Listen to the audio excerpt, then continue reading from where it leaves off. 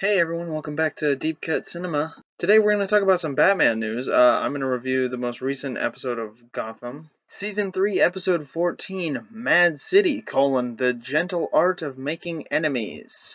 These titles, they just go on and on and on, don't they?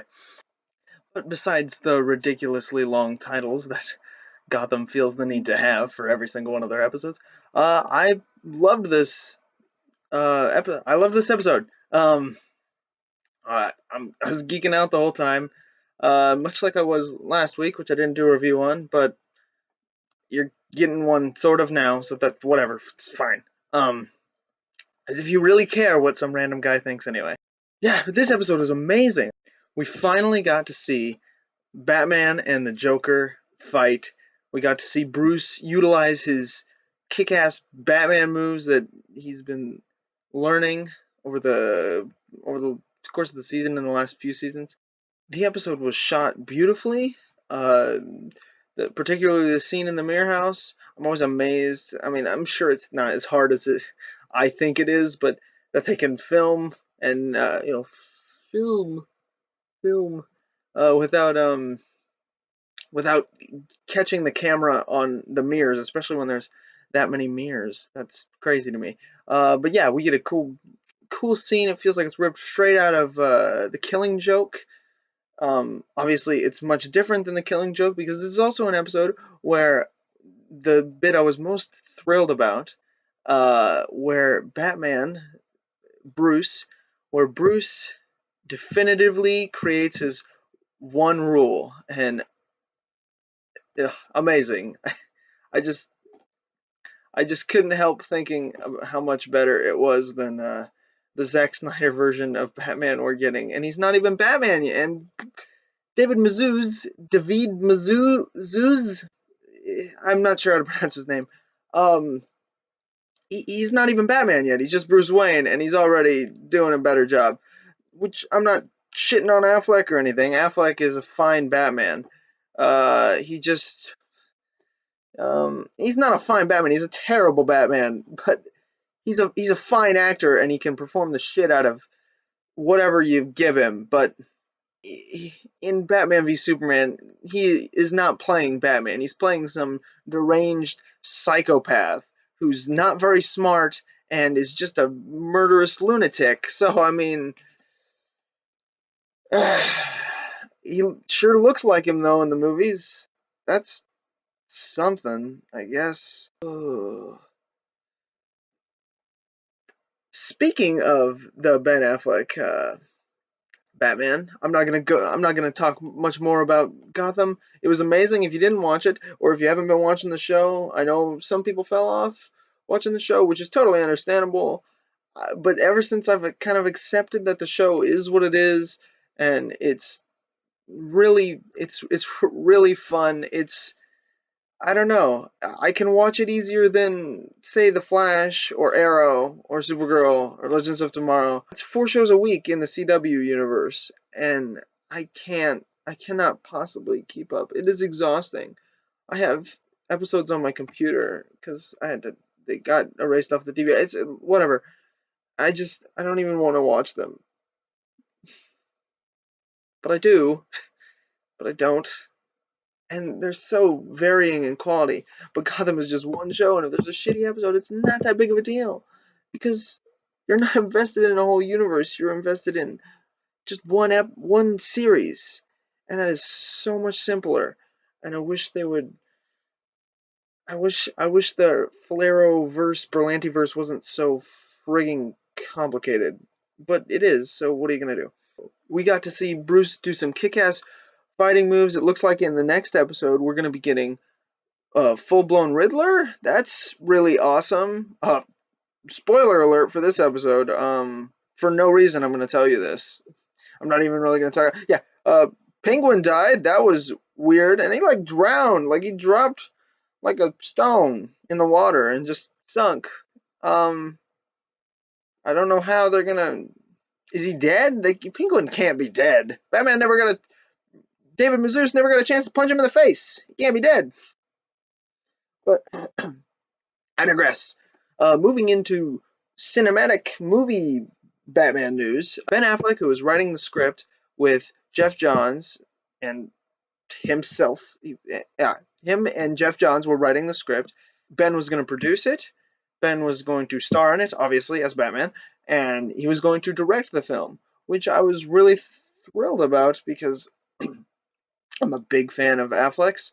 I like his directorial efforts. I didn't see Live by Night, mostly because I had no desire to see it, and especially not after the critical thrashing it got. But speaking of that, I'll get to that in a second. So Ben Affleck has decided to not direct the Batman standalone film, um, and I'm not quite sure what to think about that. Is that a good thing? It's possibly a good thing. He does at the very least it's a good thing because Ben Affleck won't be doing 20 things and can just work on his performance. And possibly there is a better director.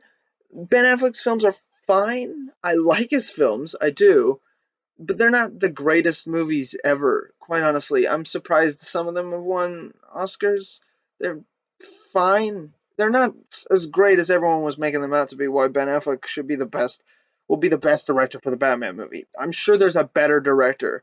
I hope they get a director who actually understands Batman, but at this point, I don't think that's even relevant anymore. It's almost impossible to fix this version of the character. But because Ben Affleck's last directorial effort, Live by Night, was a financial and critical just they claim that is not why, which I don't think it is. These types of this decision, looking back retrospectively, seems to have been brewing in Ben Affleck's mind for a while. Um, he's seemed very annoyed lately. All people want to do is talk about the Ben Affleck film, the Ben Affleck Batman movie.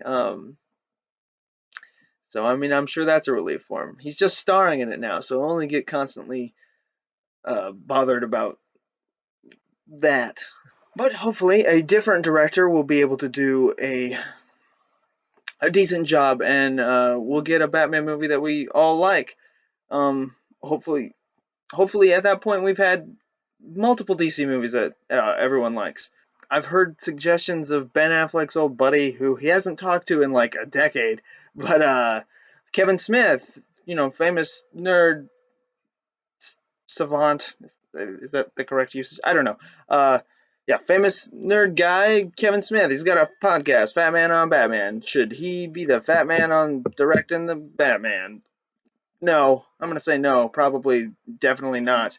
I can't possibly see Warner Brothers hiring him, and I don't think he would be a good choice.